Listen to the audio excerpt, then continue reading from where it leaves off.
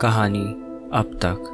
जब रूज़वेल्ट को पता चला कि हिटलर ने यूरोप पे हमला कर दिया है तो उन्हें फ़िक्र होने लगी, और जब उनके पास एल्बर्ट आइंस्टाइन का लेटर आया तो उन्होंने फ़ौरन एक्शन लिया और डॉक्टर रॉबर्ट ओपेनहाइमर को एक एटम बम बनाने की जिम्मेदारी दे दी। लेकिन असली प्रॉब्लम तो तब थी जब रूज़वेल्ट को पता चला कि ये पूरा वर्ल्ड वॉर 2 इल्यूमिनाटी का रचाया हुआ है और हिटलर भी इल्यूमिनाटी का पार्ट है। हिटलर ने देखते ही देखते पूरे यूरोप को अपने कब्जे में कर लिया था। जब जापान ने पर्ल हार्बर पे हमला किया तो अमेरिका के न्यू प्रेसिडेंट के पास कोई चारा नहीं था। उन्होंने जापान पे एटम बॉम्ब गिरा दिया और मौका मिलते ही हिटलर ने जापान को भी हथिया लिया था। अब उनकी नज़र थी अमेरिका और यूएसएसआर पर। मरने से पहले रूज़वेल्ट ने एक लेटर में छुपे हुए इल्यूमिनाटी के सदस्य की पहचान ओपेनहाइमर को दी थी। जब ओपेनहाइमर ने ये बात एल्बर्ट आइंस्टाइन को बताई तो वो इस न्यूज़ को पब्लिक करना चाहते थे। जैसे ही वो उस हिडन इल्यूमिनाटी एजेंट का राज दुनिया को बताने जा रहे थे तभी एल्बर्ट आइंस्टाइन को कोई गोली मार देता है। अब देखना ये था कि ओपेनहाइमर अब क्या करेंगे और हिटलर को कैसे रोकेंगे, क्योंकि हिटलर को रोकना अब नामुमकिन था। अब आगे।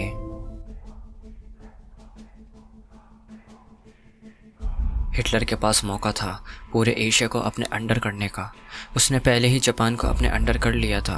अब वक्त था यूएसएसआर का, और यूएसएसआर ही होने वाला था इल्यूमिनाटी के लिए जीत की शुरुआत। लेकिन इतना शक्तिशाली मुल्क इल्यूमिनाटी कैसे कब्जे में करेगा? उनके पास एक हथियार था, एक ऐसा हथियार जो लोगों की सोच से कोसों दूर था। वो था द बॉम्ब ऑफ अटोमा। ये कोई आम एटम बॉम्ब की तरह नहीं था। इसमें ताकत थी टेस्ला की। निकोला टेस्ला एक इलेक्ट्रिक इंजीनियर, उन्होंने 1880s में दुनिया को एक तोहफ़ा दिया था, ऑल्टरनेटिंग करंट। जो बिजली आज हमारे घरों में दौड़ रही है वो उनकी खोज थी। तो ये बॉम्ब का करंट से क्या लेना देना? इल्यूमिनाटी के पास शुरुआत से ही कोई साधारण बॉम्ब नहीं था। उनका बॉम्ब कुछ इस तरह से डिज़ाइन था कि अगर उसे कहीं भी गिराया जाए वो पूरे शहर को तबाह के साथ साथ इलेक्ट्रीफाइड भी कर देगा। वो करंट इतना ख़तरनाक होगा कि पूरे शहर के बाहर के इलाका उस करंट से ख़त्म हो जाएगा। लगभग यूँ समझ लें, अगर बॉम्ब ने 5 किलोमीटर के रेडियस को तबाह किया है तो करंट 30 किलोमीटर तक जाएगा और अपने रास्ते में आने वाली चीज़ों को ख़त्म कर देगा। 10 जनवरी 1942, लगभग 5 दिन हो चुके थे एल्बर्ट आइंस्टाइन की मौत को। दुनिया के सामने इतने बड़े फिजिसिस्ट की हत्या हो चुकी थी और उसके पीछे था इल्यूमिनाटी। ओपेनहाइमर गुस्सा और दुख दोनों अपने मन में लेके बैठे थे। वो दुनिया को सच बताना चाहते थे, लेकिन उन्हें डर था कि कहीं उनका हाल एल्बर्ट आइंस्टाइन की तरह ना हो। उन्होंने सही मौके का इंतज़ार किया और वहीं हिटलर पूरा तैयार था यूएसएसआर को इन्वेड करने के लिए। उसने पहली और आखिरी वार्निंग दी यूएसएसआर को कि हमें अपनी टेरिटरी दे दो वरना हम तुम्हारा सब कुछ ख़त्म कर देंगे। यूएसएसआर अब तक सतर्क हो चुका था।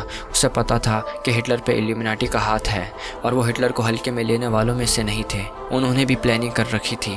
उन्होंने बिना कुछ जवाब दिए हिटलर और उसकी आर्मी पे ओपन फायरिंग कर दी और इतनी ज़ोर से करी कि हिटलर एक पल भी नहीं टिका। हिटलर ने अपनी आर्मी वापस बुला ली। ये देख के लोगों के मन में उम्मीद जागने लगी। उन्हें देखा कि आखिरकार कोई तो ऐसा है जो हिटलर को मात दे सकता है। लेकिन किसी को क्या पता था ये एक प्लान था।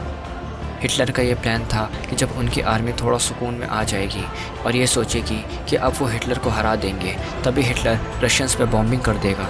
ऐसे सरप्राइज़ अटैक में रशियंस अपने डिफेंस भी नहीं कर पाएंगे। इससे जीत हिटलर की होगी। और हुआ भी ऐसा ही। जैसे ही हिटलर ने अपना कदम पीछे हटाए धुआं शांत हुआ। हर जगह खामोशी थी। आवाज़ आ रही थी तो सिर्फ रशियन सोल्जर्स की। वो अपने जीत का जश्न मना रहे थे। तभी रशियन सोल्जर्स एक विमान अपने शहर पर उड़ते हुए देखते हैं और उसमें से गिरता है एक एटम बॉम्ब। लेकिन रशियन ज़्यादा चिंतित नहीं थे, क्योंकि उन्होंने यूएसएसआर की कैपिटल मॉस्को को लगभग 1000 किलोमीटर के हिस्सा पहले ही खाली करा दिया था। तो रशियंस के माने तो अगर एक बॉम्ब मॉस्को पे गिराया जाता है तो उसका सिर्फ बीच का हिस्सा ही तबाह होगा, यानी सिर्फ उतना ही डैमेज होगा जितना रशियंस चाहें। फैट बॉय नीचे गिरता है और गिरता है। बस ज़मीन को हिट करने से 60.5 सेकंड पहले एक जोर का धमाका होता है। सब कुछ एक लाल रोशनी में ढक जाता है। देखते ही देखते सब कुछ तबाह हो जाता है। लगभग 500 किलोमीटर के रेडियस का एरिया ख़त्म हो चुका था और दिख रहा था तो सिर्फ एक जाइगेंटिक मशरूम क्लाउड। ये सब सिर्फ और सिर्फ 10 सेकंड में हो गया था। लेकिन सिर्फ यही नहीं था। वो कहते हैं ना, पिक्चर अभी बाकी है मेरे दोस्त। 11वें ही सेकंड एटम बम के कोर में एक स्पार्क हुआ और सिर्फ मिली सेकेंड्स के अंदर वो स्पार्क इतनी बड़ी बिजली में बदल गया मानो जैसे बिजली आसमान के बदले ज़मीन पर कड़क रही हो।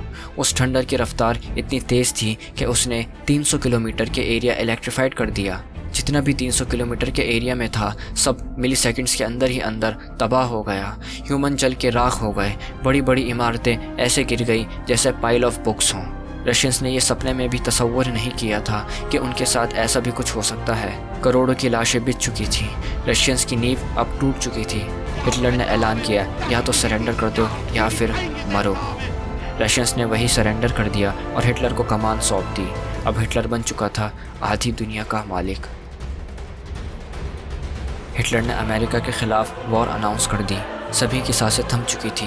अमेरिकन्स अपना रशियन जैसा हाल होता हुआ नहीं चाहते थे। वो चाहते थे कि प्रेसिडेंट ट्रूमैन सरेंडर कर दें, लेकिन ट्रूमैन के कुछ और ही इरादे थे। ट्रूमैन ने ओपनहाइमर को ओवल ऑफिस में बुलाया। ओपनहाइमर ऑफिस में आए और बैठे। ट्रूमैन ने ओपनहाइमर से पूछा कि आपने इस न्यू एटम बॉम्ब के बारे में तो सुना ही होगा। ओपनहाइमर ने जवाब दिया कि हाँ, मैंने सुना है। This new bomb is bomb of एटोमा। ट्रूमैन ने पूछा कि ये काम कैसे करता है, तो ओपनहाइमर ने एक्सप्लेन किया कि हम यूरेनियम के आइसोटोप्स को चेंज कर रहे थे to attain the fusion reaction, लेकिन हिटलर ने जो प्लूटोनियम का आइसोटोप यूज़ किया है उसमें किसी तरह इलेक्ट्रॉन को एटम से सेपरेट करने का तरीका पता लगा लिया होगा। इलेक्ट्रॉन को जब एटम से हम हटाते हैं तो इलेक्ट्रिसिटी पैदा होती है, और इस केस में एटम प्लूटोनियम का था, जो बहुत ही अनस्टेबल एलिमेंट है, जिससे इतनी ज़्यादा मात्रा में इलेक्ट्रिसिटी पैदा हुई कि उसने करोड़ों लोगों की जान ले ली। ये कहते ही ओपनहाइमर की आंखों से आंसू आने लगते हैं। ट्रूमैन ने उन्हें दिलासा दिया और कहा कि हमें ये बॉम्ब बनाना होगा। इससे पहले हिटलर अपना अगला वार करे, हमें तैयार रहना होगा। ओपनहाइमर कुछ नहीं बोलते। ट्रूमैन उनसे पूछते हैं कि हमें इसे बनाने में कितना टाइम लगेगा। ओपनहाइमर कुछ नहीं बोलते। वो अपना सर नीचे झुकाए ही बैठे रहते हैं। ट्रूमैन उनकी ओर बढ़ते हैं और कहते हैं कि रॉबर्ट, ये तुम्हारी गलती नहीं है। Come on, get hold of yourself. Oppenheimer रोते रोते कहते हैं, इट्स योर फॉल्ट। ट्रूमैन कुछ समझ नहीं पाते और पूछते हैं कि what are you saying. Oppenheimer खड़े होते हैं और चिल्ला के कहते हैं, it is your fault, you did this. Truman कहते हैं कि मैं? Robert, I understand that you are upset, please calm down. तुम्हें क्या अभी भी लगता है कि जापान पर हमें बॉम्ब नहीं गिराना चाहिए था? उन्होंने पर्ल हार्बर पे अटैक किया। अगर हम ये स्टेप नहीं लेते तो पता नहीं और क्या होता। ओपनहाइमर ने कहा कि मैं जापान बॉम्बिंग की बात नहीं कर रहा हूँ, मैं बात कर रहा हूँ इल्यूमिनाटी के वो सीक्रेट मेंबर की, और वो सीक्रेट मेंबर हो तुम।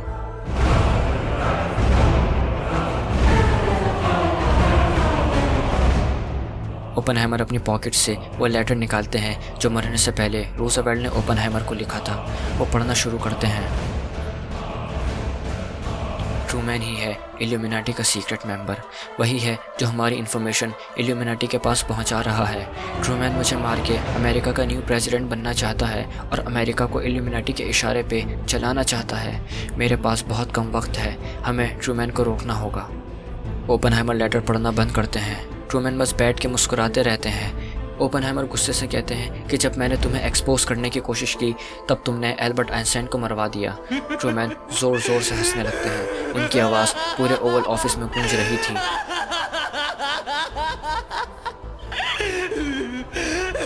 तभी ओपनहाइमर ट्रूमैन को शूट कर देते हैं। हंसी की गूंज अब गनशॉट की आवाज़ में बदल चुकी थी।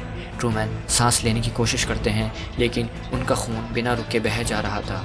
वो कुछ कहने की कोशिश करते हैं, लेकिन उससे पहले वो कुछ बोले वो दम तोड़ देते हैं। ओपनहाइमर उनके पास जाते हैं, ट्रूमैन की तरफ नफरत से देखते हैं और कहते हैं, आई हैव नो लिमिटेशंस। ये कहते ही वो रेडियो कंट्रोल ऑन करते हैं और वो ऑन एयर चले जाते हैं। अब ओपनहाइमर को पूरे अमेरिका में सुना जा सकता था। वो बोलना शुरू करते हैं, this is doctor Oppenheimer. I am here to tell you about the truth of Illuminati. हमारे प्रेसिडेंट ट्रूमैन आज हमारे बीच नहीं रहे। I killed प्रेसिडेंट ट्रूमैन, क्योंकि प्रेसिडेंट ट्रूमैन ही थे वो इल्यूमिनाटी के सीक्रेट मेंबर। उन्होंने ही शुरू से हिटलर का साथ दिया। उन्होंने ही प्रेसिडेंट रूजवेल्ट की जान ली, और वही थे जिसने प्रोफेसर एल्बर्ट आइंस्टाइन को मारा। अब हमें हिटलर से लड़ना होगा, साथ मिलकर। And I declare my self the next president of United states of America. I hope आपको ये सीरीज़ पसंद आई होगी। सीरीज़ को अगर अच्छा रिस्पांस मिला तो इसका सेकंड सीज़न ज़रूर आएगा। एंड आई नो इस सीरीज़ को एंड होने में काफ़ी टाइम लग गया। It's because I had my sem end exams, but for now I will be consistent and write more amazing stories. माअस्सलामा पीपल।